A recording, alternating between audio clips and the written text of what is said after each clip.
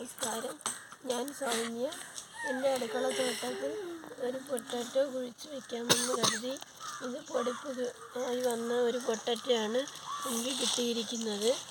ഇത് സിമൻറ്റിലേക്ക് മണ്ണും ചാണകപ്പൊടിയൊക്കെ നിറച്ച് അത് കുഴിച്ച് വെച്ച് അല്പം വെള്ളവും നനച്ച് കൊടുത്ത് നോക്കാമെന്ന് കരുതി. ഇതുപോലെ ഇഞ്ചി നട്ടപ്പോൾ നമുക്ക് ആവശ്യത്തിനുള്ള ഇഞ്ചി കിട്ടിയിരുന്നു. അങ്ങനെയാണ് ചെയ്യാമെന്ന് കരുതിയത്. എല്ലാ വീട്ടമ്മമാരും ഇതുപോലെ പൊട്ടാറ്റോയും ഇഞ്ചിയൊക്കെ ഇതുപോലെ കൃഷി ചെയ്ത് നോക്കണം. നമുക്ക് വീട്ടാവശ്യത്തിനുള്ള ഇഞ്ചിയും പൊട്ടാറ്റോയൊക്കെ അതിൽ നിന്ന് കിട്ടിക്കോളും. അല്പം വെള്ളം കൂടി നനച്ച് കൊടുക്കും.